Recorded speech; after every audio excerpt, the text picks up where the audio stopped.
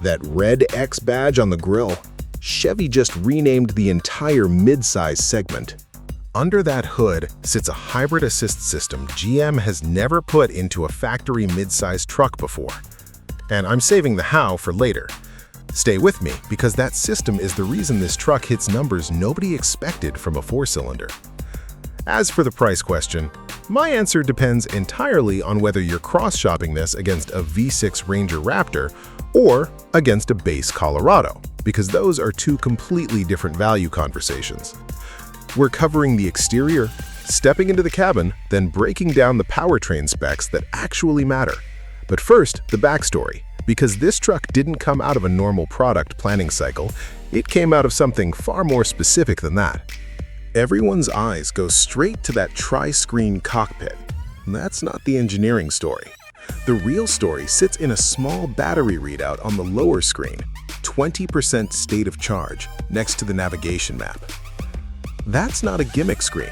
It's proof this truck hides an electric motor most reviewers haven't mentioned yet.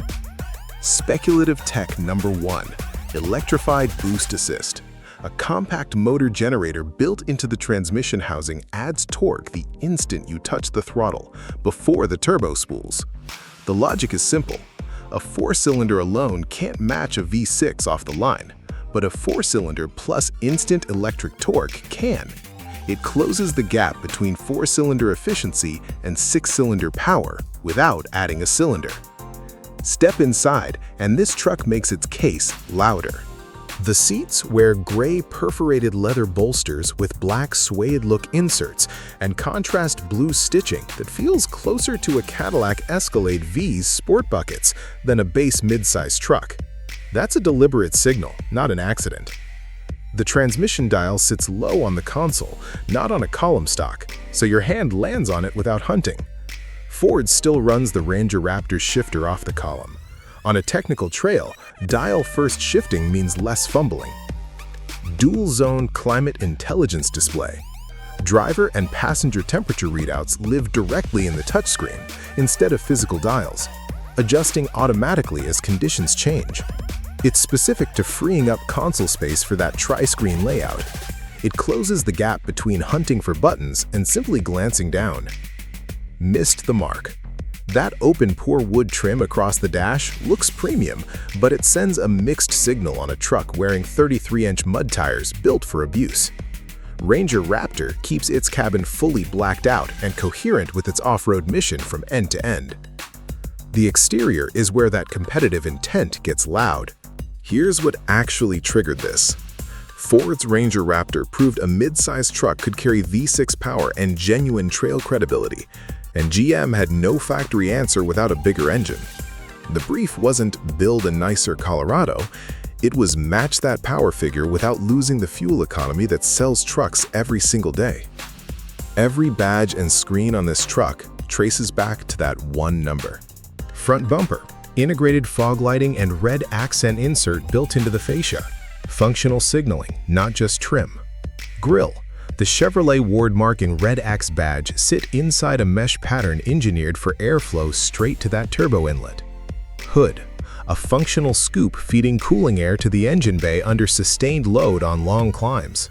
Wheels. Matte black off-road wheels wrapped in aggressive all-terrain rubber, filling the arch with real usable clearance. Rear. A full-width LED light blade with embossed Chevrolet lettering and a factory sport bar over the bed, not a bolted-on aftermarket cage. Load path engineering like that hybrid drivetrain holds its value for years. Bolt-on power adders don't. None of that stance matters without the numbers behind it. Engine. 2.7-liter Turbo Max i4 with electric boost assist. 400 combined horsepower. 450 pound-feet of combined torque. 8-speed, automatic, 4-wheel drive. Those numbers match Ranger Raptor's V6 output using a smaller, lighter engine plus an electric motor most competitors in this segment simply don't have. Regenerative tow assist braking. The same motor generator from speculative tech number 1 captures energy on descents, reducing brake fade under a loaded trailer on long grades. It's the exact gap Ranger Raptor's conventional brakes expose on sustained mountain descents. It eliminates that fade risk entirely. Ranger Raptor matches this truck's horsepower with a proven twin-turbo V6. Toyota's Tacoma TRD Pro wins simplicity with no electrification to service or worry about. Neither one closes the torque fill gap at launch quite the way this truck does. Engineering case closed. Now, the money question. Now, here's what I actually think. Completely straightforward. That Ranger Raptor rivalry explains nearly every decision here. The electric boost assist, the regenerative braking, even that red X badge announcing a genuinely different Colorado. Whether GM actually closed the gap depends entirely on whether you personally value proven V6 simplicity or genuinely smarter torque delivery more. Expect this configuration to land around $59,000. Ford's Ranger Raptor starts near $57,070 for matching horsepower, but no electrification and a thirstier V6 under sustained load.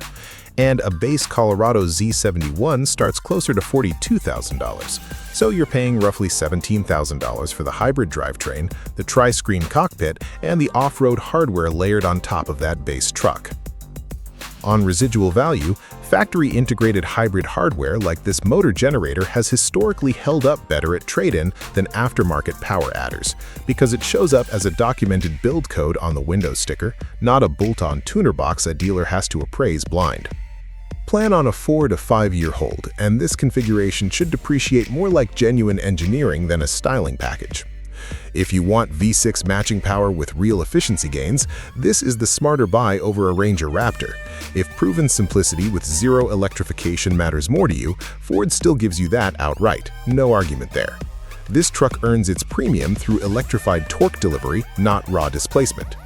That red X badge I opened with, it's the same electric assist logic running through this entire truck. I'd genuinely love to hear from anyone who's towed with a Ranger Raptor or a Tacoma TRD Pro on a long mountain grade. How did the brakes hold up? Next up, Colorado X2 against that Ranger Raptor spec for spec. Subscribe so you don't miss it. $59K for this Colorado X2 or $57K for the Ranger Raptor? Drop your call below.